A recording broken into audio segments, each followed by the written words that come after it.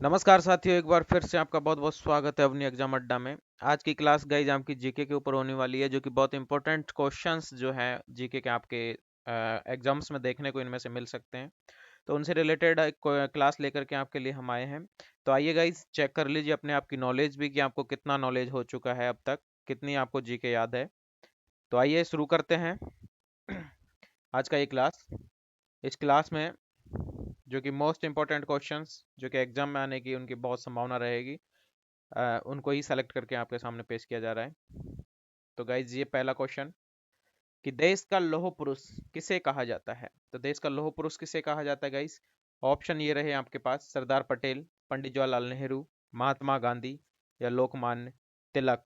तो इसका correct answer guys Sardar Vallabh भाई पटेल होंगे, जिनको देश का लौह पुरुष कहा जाता है। और ये स्वतंत्र भारत के होम मिनिस्टर थे, गृह मंत्री थे, जिन्होंने जितने भी हमारे देशी रियासतें थी वगैरह वगैरह, जिन सबका एकीकरण का श्रेय भी इन्हीं को जाता है गाइस। नेक्स्ट क्वेश्चन आपके सामने, कि महात्मा गांधी जी को अधनंगा फकीर किसने कहा था। महात्मा गांधी जी को अधनंगा फकीर किसने कहा था। ये रहे आपके सामने ऑप्शन: हिटलर ने, जिन्ना ने, चर्चिल ने या माउंटबेटन ने। तो इसमें आपका करेक्ट आंसर गाइस चर्चिल होगा। जो चर्चिल वहां के उस टाइम प्रधानमंत्री थे ब्रिटेन के, तो उन्होंने अर्धनंगा फकीर कहा था। अगला क्वेश्चन, महात्मा गांधी निम्नलिखित में से किनसे सबसे अधिक प्रभावित थे। तो गांधी जी सबसे अधिक किनसे प्रभावित थे। आपके चार ऑप्शन ये रहे: बर्नार्ड शा, लियो टॉल्स्टॉय, कार्ल मार्क्स या इनमें से कोई नहीं। तो गाइज इसका जो आंसर आपका होने वाला है ऑप्शन बी, लियो टॉल्स्टॉय, जिनसे सबसे अधिक प्रभावित थे गांधी जी। अगला क्वेश्चन, महात्मा गांधी जी का जन्म कब हुआ था। ऑप्शन रहे 1859, 1869, 79 या 89।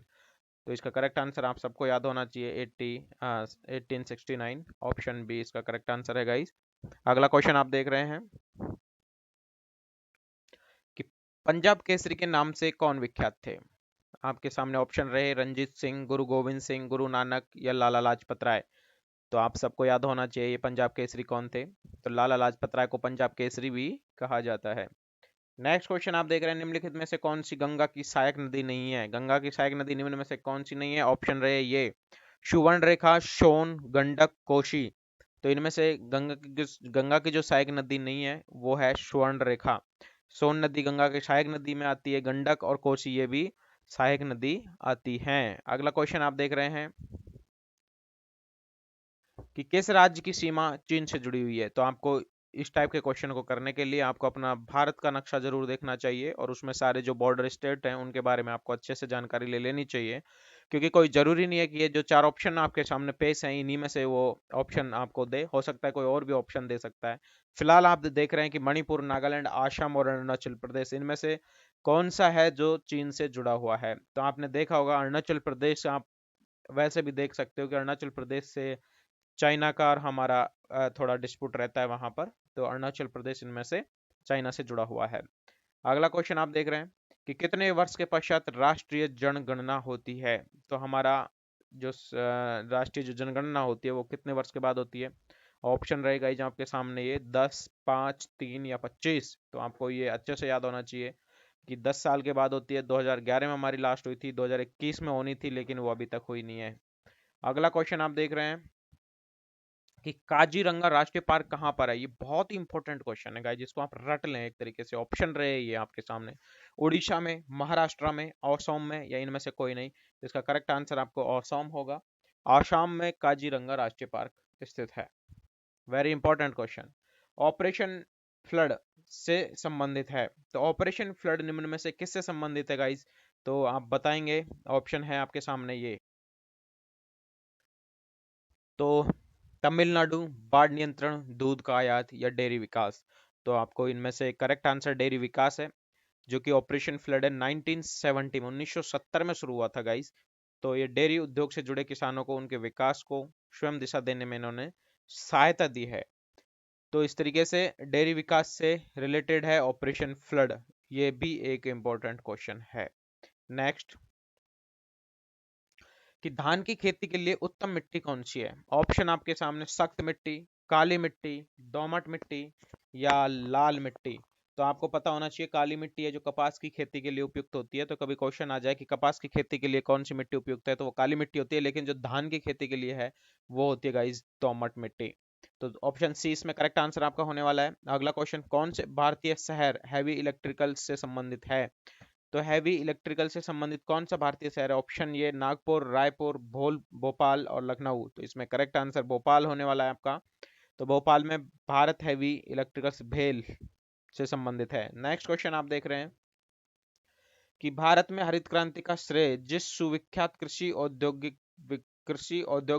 को जाता है, मतलब जो उनका नाम क्या है? तो ऑप्शन आपके पास हैं आर वेंकटम, सीताकांत महापात्र, डॉक्टर वर्गीस कुरियन, जयंत नार्लिनकर।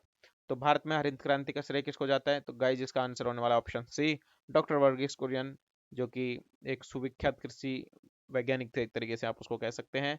अगला क्वेश्चन, राणा प्रताप सागर निम्न में से किससे संबंधित है? तो ऑप्शन है आपके पास सौर ऊर्जा से, सिंचाई से, नाभिकीय ऊर्जा से या जल विद्युत से। इसका मतलब यह है कि राणा प्रताप सागर में क्या निम्न में से कौन सा उत्पादन किया जाता है? तो वो आपका जल विद्युत के लिए राणा प्रताप सागर बनाया गया था। तो ये आप ध्यान रखें। राणा प्रताप सागर बांध आई थिंक कोटा में है, राजस्थान में। नेक्स्ट क्वेश्चन, पृथ्वी और सूर्य के बीच अधिकतम दूरी किस तिथि को होती है? तो मतलब पृथ्वी और सूर्य के बीच में जो अधिकतम दूरी होती है वो किस वर्ष को होती है? ऑप्शन आपके सामने है 22 जुलाई, 1947 नहीं लिखना है, 22 जुलाई, 30 जनवरी, 4 जुलाई, 21 सितंबर। तो इसका करेक्ट आंसर आपका है 4 जुलाई। तो 4 जुलाई को पृथ्वी और सूर्य के बीच अधिकतम दूरी होती है दोस्तों। अगला क्वेश्चन आप देख रहे हैं, बिहार का शोक किस नदी को कहा जाता है? तो बिहार का शोक किस नदी को कहा जाता है? ऑप्शन है आपके पास कावेरी, गंडक, दामोदर और कोशी। तो बिहार का शोक होता है कोशी नदी, और जो दामोदर नदी होती है वो है बंगाल का शोक। ये भी यहाँ पे याद रखें, बंगाल का शोक होती है दामोदर नदी, और बिहार का शोक होता है कोशी नदी, क्योंकि कोशी में हर साल बाढ़ आती है जो बिहार को एक एक तरीके से अस्त व्यस्त कर देती है। तो इस तरीके से बिहार का शोक कोसी नदी को कहा जाता है।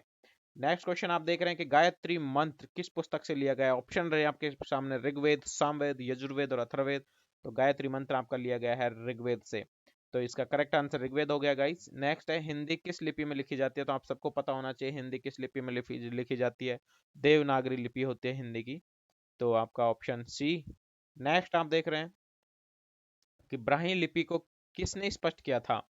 तो ब्राह्मी लिपि को किसने स्पष्ट किया था? ऑप्शन है James Prinsep, John Marshall, John एक फ्लीट, इनमें से कोई नहीं। तो करेक्ट आंसर आपका option A, James Prinsep. Next question, राष्ट्रीय विज्ञान दिवस कब मनाया जाता है? तो राष्ट्रीय विज्ञान दिवस ऑप्शन दे रहा है 21 जनवरी, 21 मार्च, 28 फरवरी या 23 मार्च। तो करेक्ट आंसर आपका 28 फरवरी को है, जो कि राष्ट्रीय विज्ञान दिवस उस दिन मनाया जाता है। कुछ दिवस से रिलेटेड भी क्वेश्चन आ जाते हैं, इसलिए हम आपके ये दिवस से रिलेटेड क्वेश्चन आपके सामने ऐड किए हैं। राष्ट्रीय खेल दिवस कब मनाया जाता है? ऑप्शन है 29 मार्च, 29 अगस्त, 30 सितंबर और 2 दिसंबर। तो इसका करेक्ट आंसर आपका 29 अगस्त, 29 अगस्त में राष्ट्रीय खेल दिवस मनाया जाता है। नेक्स्ट क्वेश्चन है आपका, कंप्यूटर साक्षरता दिवस किस दिन मनाया जाता है? तो कंप्यूटर साक्षरता दिवस किस दिन मनाया जाता है गाइस? ऑप्शन रहे 12 अगस्त, 13 अगस्त, ये 13 सितंबर, सॉरी 2 दिसंबर, या इनमें से कोई नहीं। तो करेक्ट आंसर आपका सी, 2 दिसंबर को कंप्यूटर साक्षरता दिवस मनाया जाता है। नेक्स्ट क्वेश्चन आप देख रहे हैं, केंद्रीय उत्पाद शुल्क दिवस किस दिन मनाया जाता है? केंद्रीय उत्पाद शुल्क दिवस, जो कि सेंट्रल एक्साइज डे, किस दिन मनाया जाता है? तो इसका आपको करेक्ट आंसर है गाइस ऑप्शन बी, 24 फरवरी को। लेकिन अब केंद्रीय उत्पाद शुल्क की जगह सेंट्रल एक्साइज टैक्स जो लगता था पहले, उसकी जगह अब जो ड्यूटी लगती थी सेंट्रल एक्साइज ड्यूटी, उसकी जगह अब जीएसटी आ चुका है। तो जीएसटी 1 जुलाई 2017 से लागू हुआ था। तो जीएसटी डे के बारे में अगर हम आपसे बात करें कि किस दिन मनाया जाता है, तो वो 1 जुलाई को आप उसमें करेक्ट आंसर दे सकते हैं। नेक्स्ट क्वेश्चन आप देख रहे हैं, हिंदी दिवस किस दिन मनाया जाता है? आप सब लोगों को पता होना चाहिए। ऑप्शन है आपके पास 26 अगस्त, 15 फरवरी, 14 सितंबर या 18 दिसंबर। तो करेक्ट आंसर आपका सी होने वाला है, इसमें 14 सितंबर हिंदी डे उस दिन होता है। नेक्स्ट क्वेश्चन आप देख रहे हैं कि शिक्षक दिवस किस दिन मनाया जाता है? ऑप्शन 16 मार्च, 9 अगस्त, 5 सितंबर या इनमें से कोई नहीं। तो आपका करेक्ट आंसर आप सबको पता है, शिक्षक डे कब मनाया जाता है गाइस? 5 सितंबर को। नेक्स्ट, किसान दिवस किस दिन मनाया जाता है? तो किसान दिवस किस दिन मनाया जाता है? क्योंकि किसान आंदोलन चला था, इसलिए कहीं एग्जामिनर के माइंड में आ जाए कि यार किसान दिवस पूछ लेते हैं, इसलिए ये भी क्वेश्चन आपके सामने पेश है। 23 दिसंबर, 28 फरवरी, 14 मार्च या 5 अगस्त तो किसान दिवस मनाया जाता है 23 दिसंबर को। इस तरीके से गाइज ये आपके क्वेश्चन हुए 26 पूरे। और अब आप कमेंट करके बताएं कि आपके कितने क्वेश्चन सही हो रहे हैं। बहुत स्टैंडर्ड के लेवल के क्वेश्चन है जो कि आपके एग्जाम में आने की जिनकी प्रबल संभावना है। तो thank you so much guys, और इस तरह की वीडियो आती रहेंगी। अगर जिन्होंने चैनल को अभी तक सब्सक्राइब नहीं किया है वो सब्सक्राइब कर लें, और सब्सक्राइब करने के साथ साथ आप बेल आइकन दबा लें, क्योंकि कंटिन्यू वीडियो आएंगे तो उसका नोटिफिकेशन आपको मिलता रहेगा। शेयर करें, लाइक करें, और हमें अच्छे अच्छे कमेंट करके बताएं कि आपके कितने क्वेश्चन इसमें करेक्ट होगा। इस तो इसी के साथ मिलते हैं अब अगली वीडियो में, तब तक के लिए thank you so much for watching this video. Thank you.